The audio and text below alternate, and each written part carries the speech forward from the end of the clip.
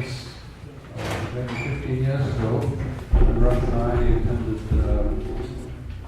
visited Bangladesh and Western Bengal to look at this problem. It was a well-meaning intent to introduce the idea of putting in the wells for people to get drinking water, as opposed to using surface water ponds which were contaminated with bacteria and insects. But one of the things that was realized from this was that the groundwater was in fact being contaminated naturally by naturally occurring arsenic in the soils and rocks in the aquifer.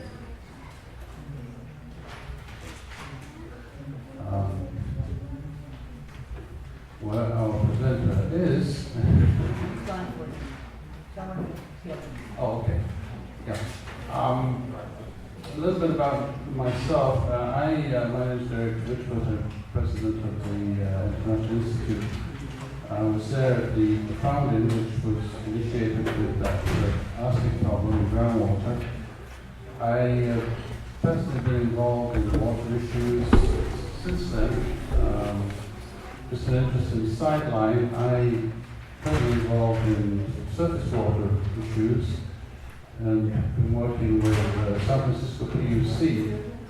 One of the things we've been encouraging them to do is to break up some of the concrete that covers a lot of San Francisco and to get them to let stormwater, rainwater, naturally percolate into the ground instead of being collected and processed through the sewage treatment plant.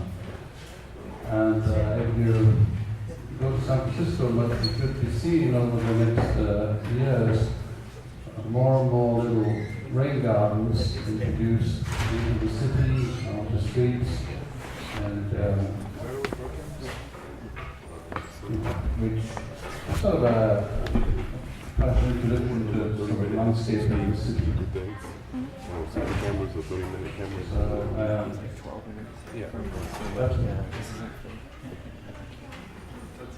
He came in and he went out.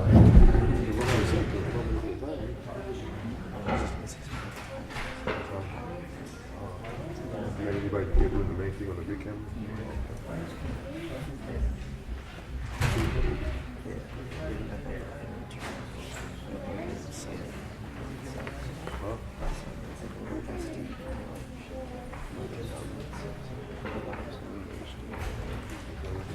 So with that, I'd like to introduce Dr. Raj Ghosh. Thank you.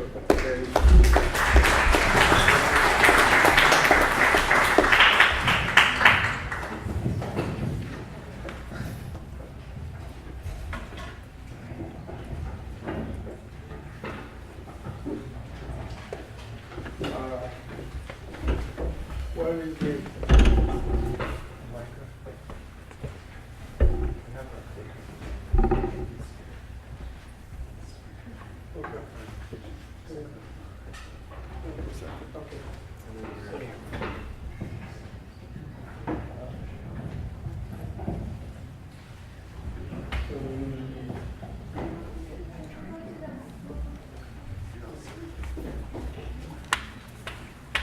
So the last time it was kind of public, this time is real business. And when I say that this is one of the topics I have not been talking for the last 10, 15, 12 years, I want to talk about the reducing the toxic impact on groundwater resources. Reducing the impact of toxics on groundwater resources. So, as I indicated, there are very limited, a small amount of groundwater left, and how we can preserve it. I think the United States has developed a very interesting tool to clean Superfund toxic waste sites. Superfund sites are classified as extremely dangerous toxic waste sites. nothing can be more dangerous than that except confined space. When there are in some situation in confined space, if you open the door or the space is confined, it can lead to a instant death. But it's very rare, but it happens. So the toxic Superfund has been dried for the last 17, 18 years. There is no fund there. But still, last year, 25 sites were signed up or deleted from the list. So, can I show you? The first one. This one? So, let's start from the same way. I started from the Bengal and Himalayan basin, and then come in America, in California, our home ground. So the Himalayan basin, we call it third pole, North Pole, South Pole, and the third pole. And this is one of the major freshwater sources. And this water, the ice is melting, and the water resources are, by the time it comes to the Indian Ocean, most of it would evaporate to dryness. So this is the one crucial area. I don't want to rock the boat anymore. It's not that I surrender. I just don't want to more animals. Okay, I have enough, so I don't need any more. So these are the areas across the planet, around the world, must be protected because this is the water utility. These are the areas where rainwater percolates very quickly, and all the springs come around that type of habitated environment. So if it is developed in the Himalayan foothills, or India, or Nepal, Bhutan, Sikkim, then you can picture how Berkeley or Oakland Hill will be out of that. So that's what I say. This is the areas, wherever you are, see if you can save it from more permanent source of pollution from the habitat. Because the drainage, storage, bad housekeeping, all kinds of things happen. With parking car, one drop of gasoline can cover 1 acre of surface water. So you think about it, these non-current sources pollution that we create can have an enormous impact on the surface water. The surface water across the planet are being more or less, almost all of it are damaged or destroyed. And the main pollution is not only this toxic, but also the soil erosion. So here is the Indian Ocean, and this is the Himalayan basin system, and Professor Towns described very nicely. And you can see the arsenic fingerprint here is 7 parts per billion, which is higher than other areas in the world.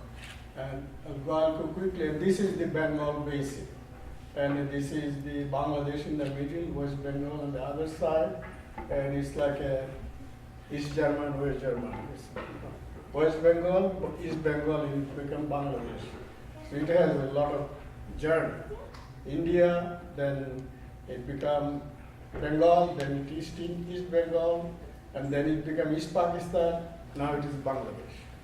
So it is 160 million people of 54,000 square miles, most densely populated place in the planet. So here, the Bengal basin, as you can see in the India's West Bengal, belong to India, and Bangladesh, East Bengal belong to Bangladesh. And so these are the areas. The Bengal basin mostly covered Bangladesh, as well as smaller portion to West Bengal and very small portion to Burma basin, Myanmar. And so here is China, as you can see, the pollution is very slow. The groundwater is used for irrigation, and more than 40% of China's farmland, and for about 70% of the drinking water in the dry northern and western regions And as you can read, I have to go quickly as possibly. 90% of groundwater is contaminated. And there is no process in China or India like America to use Superfund sites to clean up sites. Because we have a system that started in late 70s or early 80s, that we have a Superfund with this ICRA, CERCLA. I'm going to show you some of this. So there's Australia, the groundwater situation is no better. Here, the Middle East and also this groundwater situation is even worse. They've been facing groundwater drought for the last 2,000 years. So enough is enough. Sometimes enough is not enough, but their water is the worst groundwater situation. Nothing much left. So here in South Africa, as you can see, nearly 2-3 of the population depends on groundwater for their domestic water needs. Over 80% of South Africa is underlain by relatively low-yielding, shallow weather and fractured rock aquifer system. So because of the rock, this aquifer is fractured, so the percolation, the shallow aquifer is very quick, very, very quick. And when there is inter-aquifer connection because of the crack existing or sometimes caused by earthquake or even bigger crack happens by tsunami. One happens in my neighborhood, my childhood, where I was brought up in Burigonga. There is a Burigonga river, there is a big crack in the middle of the river Burigonga. Burigonga means old Gonga, old Ganges. So this crack is helping to polluted water from the Burigonga is going down. I'll be talking to it later on. It's coming. So the groundwater overuse or overdraft is a huge problem worldwide. And this is more severe in industrialized regions and the population is concentrated. The use is more. So the researchers estimate the current groundwater depletion rates account for about 25% of the worldwide annual sea level rise. So you can understand the situation, how bad it is. Reduction in groundwater supplies could have profound effects for growing human population. The population is increasing. This is the global map of groundwater depletion.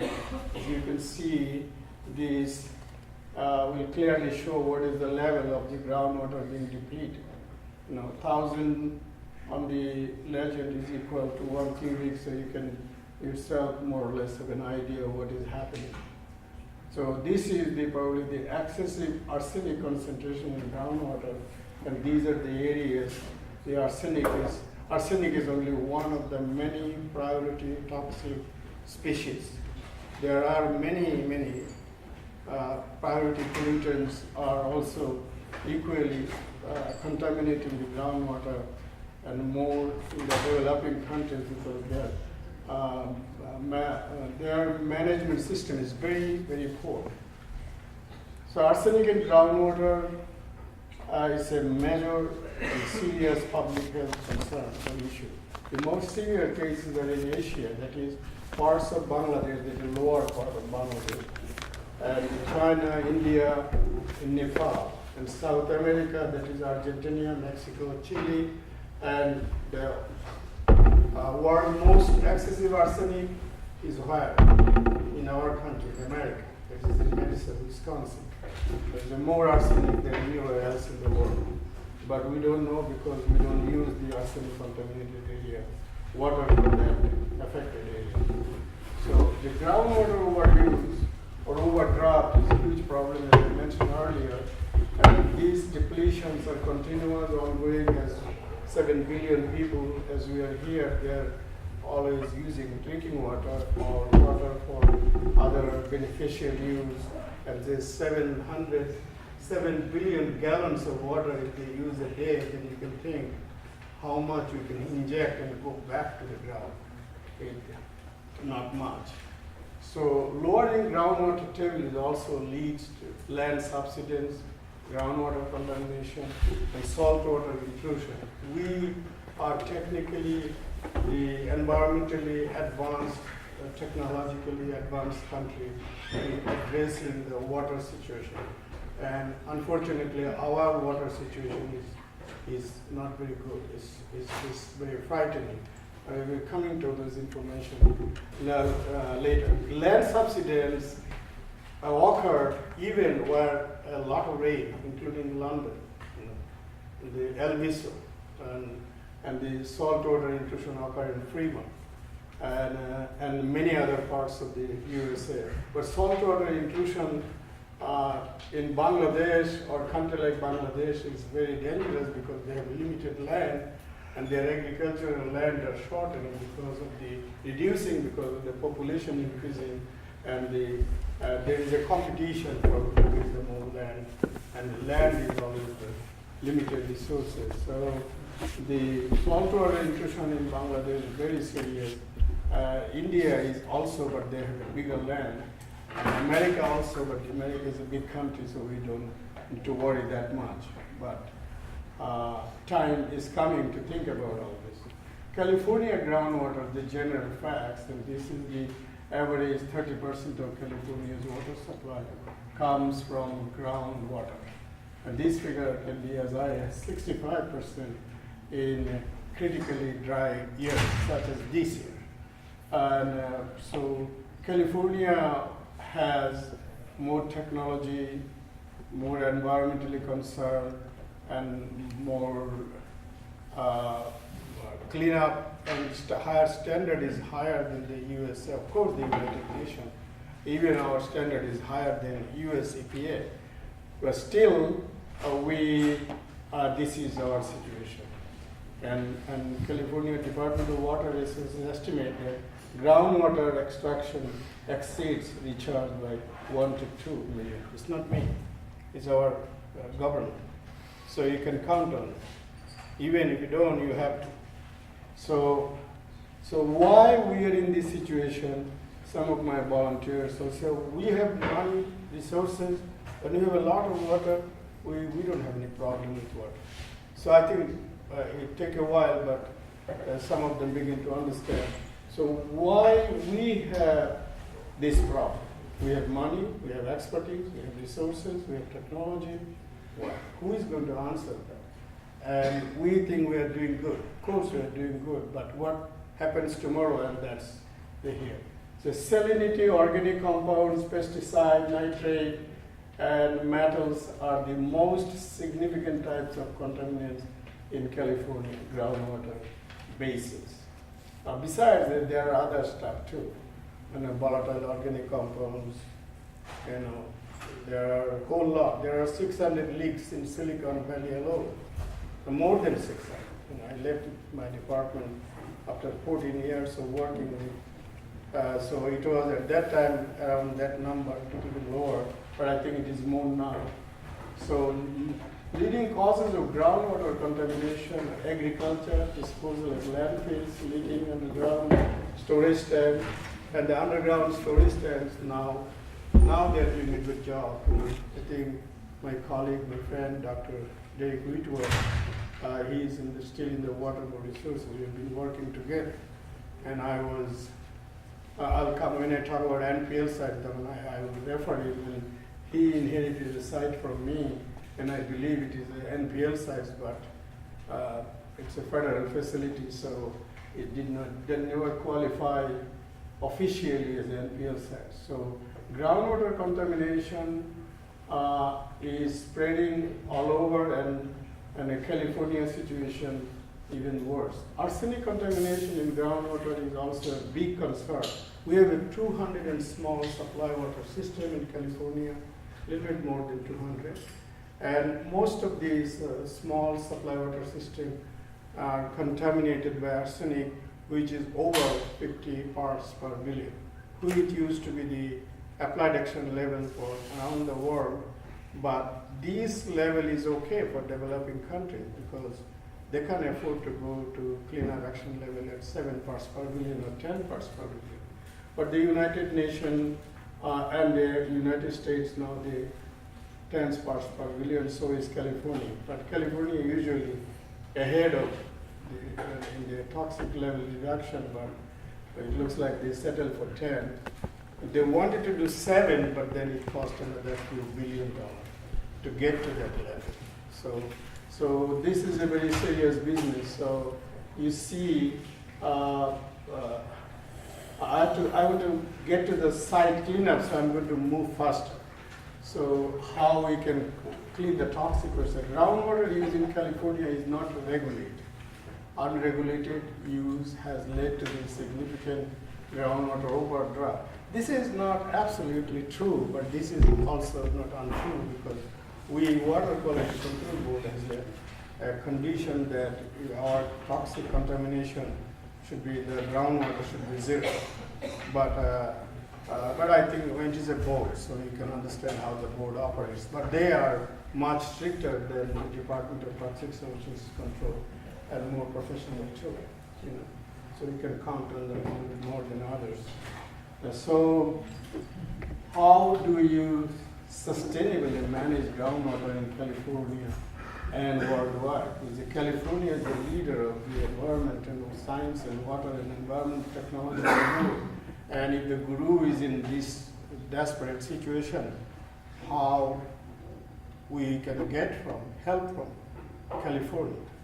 But still, California can help because California has extensive experience of site cleanup and a lot of experienced people, and many of them are in retiring age and they want to help other countries pro bono. And I have a list of friends. They're waiting for years, but I could not utilize their service. I'll tell you why. So, see, if you go to the source reduction of toxic waste sites and reducing waste at its original source, reducing the volume and the toxicity of waste at the source by changing the material generating process. And I think Dr. Whitworth could be probably explain better than I could because he is more in current on this. So it includes incorporating reduction in design, manufacture, sale, purchase, and it's all of these things now. So the source reduction, it appears you are reducing source here, but it has a terrible wider impact. For example, if you take out the toilet paper and use the water, you are not only saving a tree. Tree provides a shade to the ground. So it reduces the evaporation to dryness. So it also helps in the reducing global warming. It also helps, you're not cutting the tree, and it has its tremendous environmental value of cleaning the environment. The economic, environmental value, the environmental economics value of a tree is sometimes much more than the house, two-story house in front of the tree. So, it really helps naturally reduce the air pollution, and so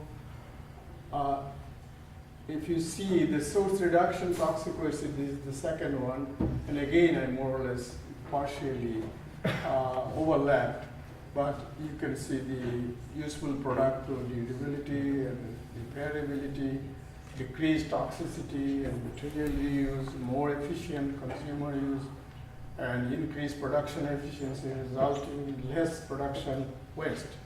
And if you reduce at the source, it is a tremendous advantage. For example, the chemicals that you use, the chemical species that is used, if you can substitute that and know its behavior, what family, what always keep eyes on how to reduce the toxicity, yet you want the result that you expect or you want to market. And if you're well intended, if you're committed, you're dedicated, you can still make your product and save the environmental community. But if you say, okay, I'll make product, I'll sell, make money, and then you sue me, I have millions and millions. So that's what is going on. So it's underlying, there is a lot of things happening. For example, the high tide and low tide is going on naturally. And many industries, because of how bad housekeeping, the water is diluting under the soil underneath your floor, and the toxic is leaking and is getting into the estuaries or the rivers, and contaminating the water and killing the biota. So you can only identify those if you study the biota, measure the body burden, use the indicator species, and to see what indicator species, the presence or absence. For example, Capitella capitata, its presence and absence make a big difference. So some of the plant species, many indicator species are very reliable, but it always and must be checked by chemical and other data. So, but we are a student of science, and we have obligation, not all of us, I am. So we have obligation to produce good science, credible science, and statistically viable, legally acceptable, socially respected. So all of these things, it's a given. We have to do it, so that our younger generation need to know and to understand that what we did, we could not answer all the questions, but they can work on it and have some respect that these guys tried. If there is an outlier, we have to share it. We have to leave the documents. So that's what some of the brilliant minds and professors that I'm associated, I read about their papers, and I saw how committed they are. Charlestown's Professor Douglas Ashraf and many other science I met. They are so detailed, so committed. Even little simple thing they do with a great care, And sometimes I feel guilty, I feel bad, and I should be doing the same way. The quality science work and the data is so important for getting standard or better or correct result. So let's go to the next. Now this is EPA cleanup process. The Superfund cleanup process begins with the site discovery and its entry into the Circles. It's called Circles Research or Search Circles. If you type it, then you can get a Circles database for the entire nation or whatever area you want. So this is called Comprehensive Environmental Response, Compensation, and Liability Information System.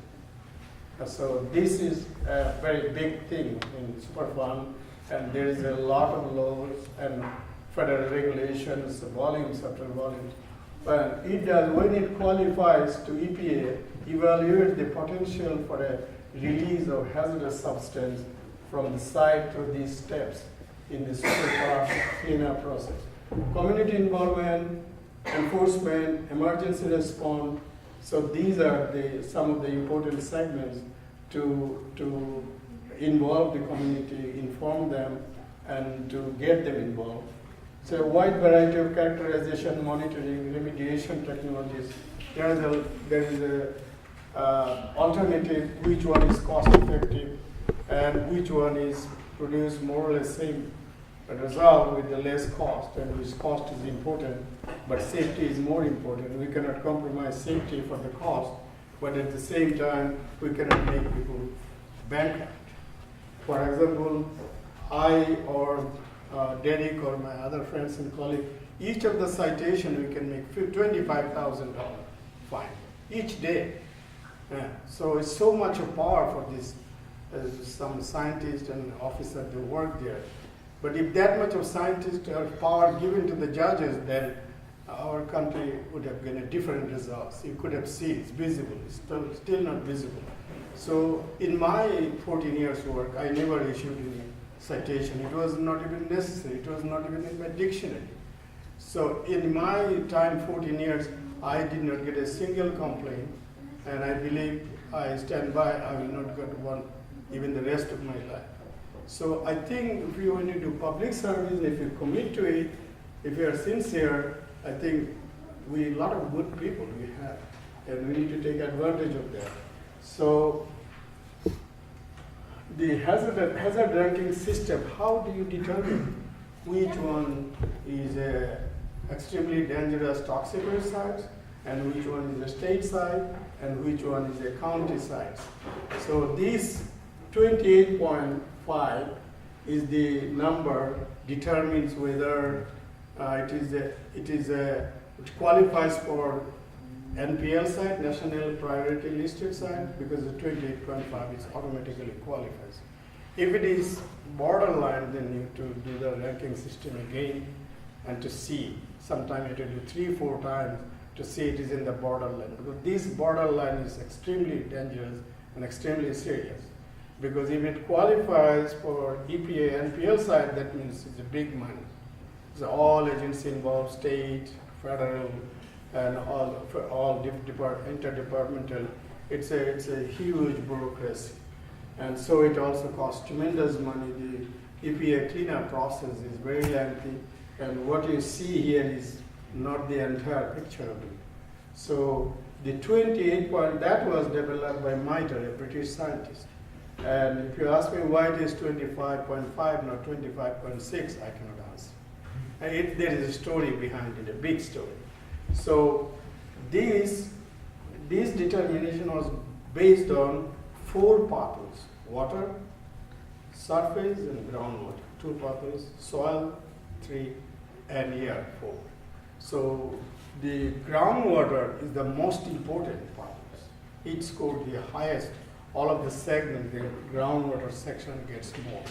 So it's automatically get 45. But then all of them boil down, there is a formula come down to that is the solid number you have to depend on.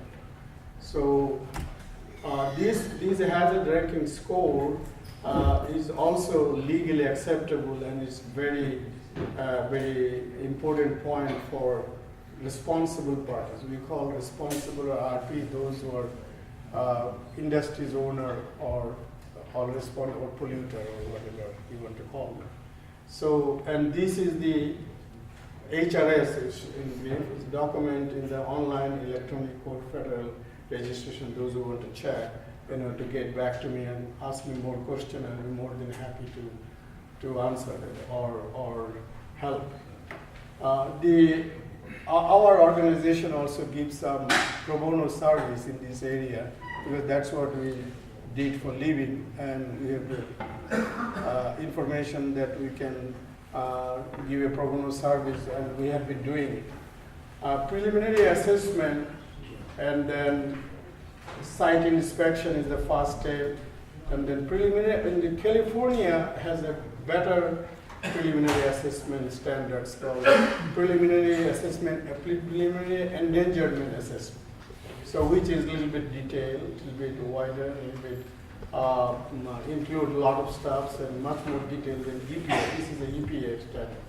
So this site inspection also investigate the site condition. It also includes description, environmental setting, the slope, the rainfall, the temperature, a lot of environmental factors involved in particle size distribution, what kind of soil, how much water percolate, and this detail goes on and on. The priorities list, NPL site listing process, the list of the most serious and extremely dangerous toxic waste site identified or possible. This possible word deals with the millions of dollars. Possible. A long-term cleanup if selected for NPL. So remedial investigation, feasibility study, and that RI and the FS sometimes do it together, because it gives you alternatives, which technology you're going to use and which one is more cost effective than the other. Determines the nature and extent of contamination. Assesses the treatability of on-site and off-site. Although your on-site is clean now, but this is the source, and the contamination moved to the other properties. But if your inventory and other information qualifies that you are the source, then you are responsible. And so that's a lot of legal case, and I am, this kind of thing. So, but the bottom line is the site has to be clean. And the mitigation of groundwater contamination is an expensive job. Even a country like US is struggling. The Superfund is not Superfund, it's the main Superfund. There is no money. And he said that, but there is a way we can bring money using our knowledge, science and technology That's what I'm going to tell you end of this talk, how we could do that. And we have the resources, we have the talent, and we could help ourselves as well as help others. Any countries in the world. So the remedial investigation and feasibility study offer 4 or 5 alternatives, and you have to choose one. And which one is cost effective? Of course, it must protect the health and safety of the citizen. So the record of decisions, the ROD, explain which cleanup alternatives will be used at NPL that we talked earlier when remedies exceed 25 million. This is another big cat. The one contractor says 25 million, another gets 12 million, another gets 45 million. It's this catch-22. So the long story short, if you go to the next, the preparation and implementation of plans. It's a remedial implementation plan. You make a plan and you use it. It's too many details here that can be avoided, make it simplified. In 3 steps, we go home. And so these are the problems created over a period of time. It has become complicated, become more expensive, and I don't think it is necessary. And if you step in a site and if you have the basic data, and if you have a 20 or 15, 10 years experience, and if you cannot figure it out within an hour, the where we're going, then you should go to and take another job. It's my perception, so forgive me saying that. So I think that we can simplify it, and these invaluable resources and tools, knowledge and experiences that gathered over a period of time can be used by any countries and many countries. And the most important client will be number 1 is China, number 2 is India. And with no loss of time, and India and China maybe have a 5,000 to 10,000 Superfund sites. If it is 50,000, I would not be surprised. So we can do work together for mutual benefit. And we have the scientists proven record that we have cleaned so many Superfund sites. But then the India-China cannot go through all the hustle of bureaucracy, interagency, and all kinds of, the complexity. But it can be simplified, it needs to be simplified. But this knowledge is enormous knowledge, enormous information you can use.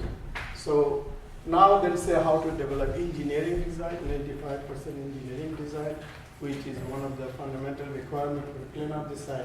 I was involved in many of the toxic cleanup sites, and that is Shelter Chemical in Eureka, IBM in San Jose,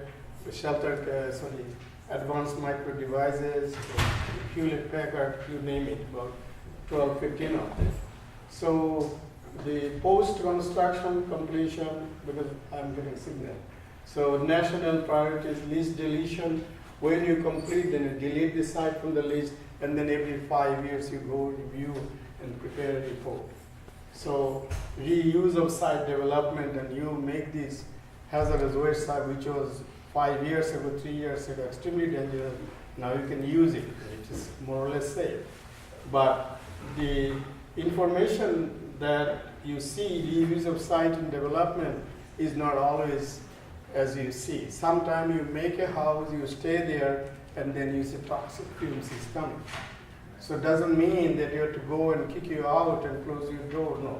You have to make an arrangement to move you to the hotel, and then redo the work, and then if you sign it up as a government officer, our department pays for it. Yeah, so when this power goes to the local cities or others, so they don't care, they need the money, so they just do anything they want to do. So that's why, as much as we criticize our federal government, then any government is better than no government. Our government is still better than many governments. So I'm nearly done. This cleanup process helps us to clean considerable number of extremely hazardous waste sites. And this cleanup process can be used by any country, as I told you, according to the needs and affordability, according to their needs and affordability. And it can be simplified in order to, as I told you before, experience emerging economies. We can help those countries, and we can use our experience, Our scientists can work with the local scientists and train them, and train all the engineering students all over the world. They have a summer job.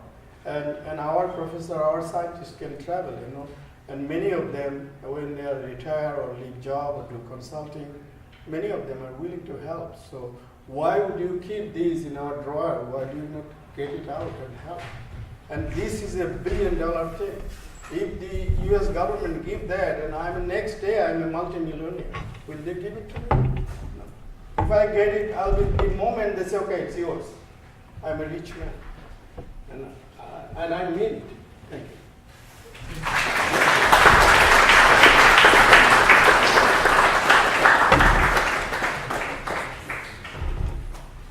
Questions? Yes. What is the question? Yes. Okay, since we did not have the Q&A on the first session, we would like, if you have questions, you can ask them now, just like some of our speakers are already doing. And then... No, if there is a question, it's one or two. Why yeah, can you that's what I'm answer? asking. Any question? Okay. Yeah, okay. So one of your captions talked about how depletion of groundwater contributes to sea level rise. Is that because of subsidence of land? What's the connection there? Would you kindly repeat the question again? Yes. One of your captions refers to how depletion of groundwater contributes to sea level rise.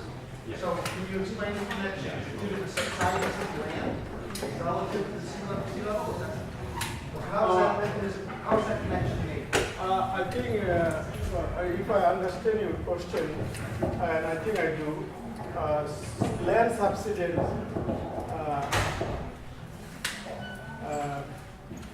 Professor, I need 1 minute to answer the question.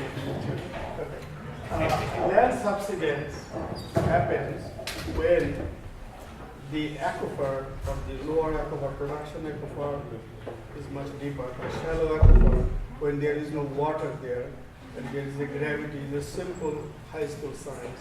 So it's continuously going down. And then the vacuum, because of the creating vacuum, it goes down. And the shallow aquifer, depending on the depth to sea level. The depth, if for example, depth to sea level in this building and close to the freeway is not the same. Much less depth to the sea level, it is much higher. As you go to the higher, as you go higher, depth to sea level increases. So the question that you are asking, that is it a land subsidence due to land subsidence, or the salt water is coming? It depends. Depth to sea level could be 0, and it can gradually go up. So, is it clear to you, or? No, feel free. No, it's my duty to serve you. No, It's actually just a matter of... Yeah, okay, why do you not talk? I think what you're asking, it has a 3-way question. I understand your question. It's a land subsidence, then it has the saltwater intrusion, yes or no, how to find out, and also we need to see what is the soil texture, the stability, civil engineering part. How strong and what are the depth and what is the soil texture, particle size distribution. It is an engineering factor. So I think all of these are very important. So, any more questions? Yes? Yes, if whether you have a Western China, Hunan, or Huang desert, what would you do to stop the erosion and the spread of the desert there? Okay. What would you do to stop what? Yeah, how do you reforest the desert? I mean, this is Desert? Desert. Oh, You need to stop. the desertification. and also, do they have those governments? No, let me see. What's the superpower of China? China is the most favored nation of the United States. Where is their superpower? Okay. You want to know how we stop Not desertification? U.S. superpower, China's. change the question. Okay. He wants Okay. to know She wants to know what. if China is the most favored nation trade status in the U.S., where is their super from? Oh, yeah, okay, well, very good question. And not only question, we should follow you. And you have my support. 24 hours a day, 7 days a work, 365 days. But where would you go? That the China is not only looking at the China, looking at people of China. They are innocent and they need our help. And they can help us, we can help them, we have all the resources. The desertification as a same characteristic is not only China or Rajasthan or Death Valley, it has this common character. So if you have more plant, more trees, more shade, less evaporation to dryness, so it is the same common principle works everywhere. And I think we can live in Arizona. We've been living very well in planting trees. Well, you are a consultant, right, a business consultant? Is that I correct? do. I Yes, do. right. So does the government of China hire you for their groundwater problems? Not the government of the United States, the government of China. Okay. Anybody can help the question? Where's the government of China here to hire this man for their groundwater problems? Refer to permaculture and food specialist. One of them is Jeff Lawton. No, I don't want to hire him. No. No, He this teaches man here, I courses. want them to hire this man here. Okay. The government of China representing They did a project in Israel. It was desert, and they made an oasis I will be- in 10 years. I'll be available if you have any question.